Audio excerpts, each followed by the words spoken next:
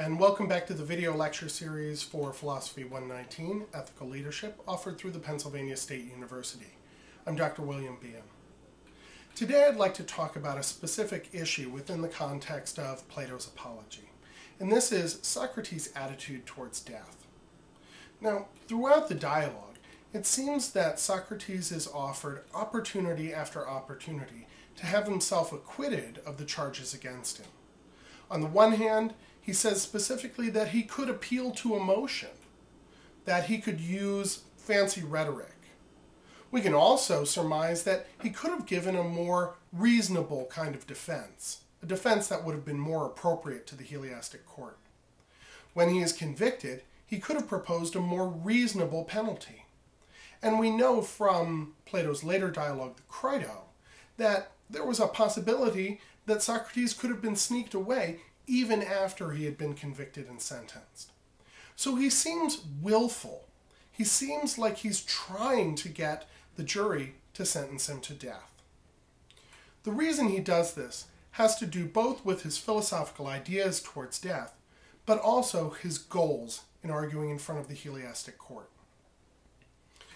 He said that his goal is to educate, to try to improve the wisdom of the community, specifically the jurors in this case. And so this is the reason that he doesn't appeal to emotion, but rather tries to stick to a strict logical argument. On the other hand, he does have certain attitudes towards death that make him more willing to embrace death as a consequence of his actions. Now, after he's been convicted of his crimes, Miletus, his primary accuser, proposes the sentence of death. Socrates' counterclaim, or his counterproposal, is that he be given free meals for the rest of his life. Well, this is clearly ridiculous. So he's forcing the jury's hand. He's making them make a hard decision. Now, Socrates has specifically said that it is worse to do injustice than to suffer injustice. So he's willing to suffer unjustly, but he won't act unjustly. And he's already proven that he's willing to risk death in order to do what he believes is right. During the time of the tyrants, Socrates is summoned before representatives of the government and told to bring back Leon from Salamis. Leon is an opponent of the current government. Now Socrates knows that when he brings him back, he's going to be executed. And so he simply says no, and says, I went home. Socrates is well aware of the fact that it's now his turn to be executed, not Leon's. That his defiance of the government means that he's going to be put to death. And he says that he would have been if the government hadn't collapsed shortly thereafter. Again, it's okay to suffer an injustice, but it's not morally acceptable to act unjustly. But he also says that he specifically doesn't fear death, for a couple of reasons.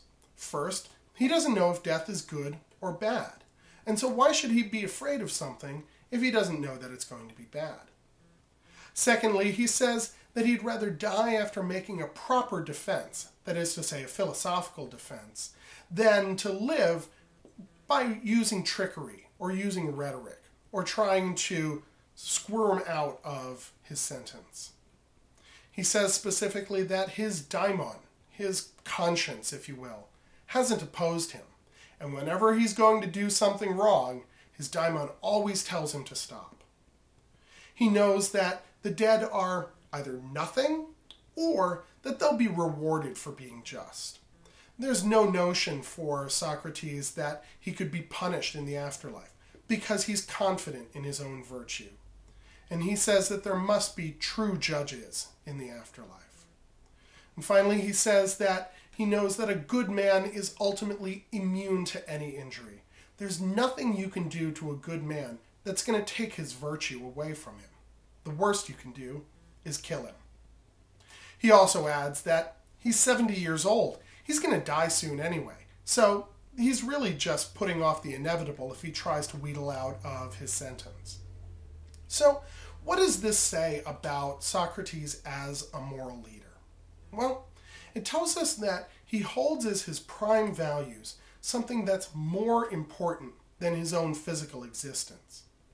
And anytime we say or think that I would die for my country, for a principle, for my faith, for a cause, for my family, for my friends, what I'm saying is that there is something that's more important than this material life. I'm actually saying that there is some kind of spiritual value that's more important. And this is precisely the attitude that Socrates is taking.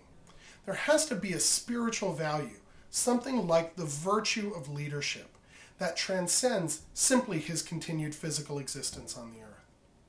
For this reason, he's willing to face even death in order to keep his virtue intact. Now, we don't generally ask our leaders to die for what they believe in, but we do want our leaders to be morally just, to have moral integrity, and to espouse values that transcend simply the material or the convenient. I think that this is an important lesson to take away from Socrates' attitude towards death in Plato's Apology.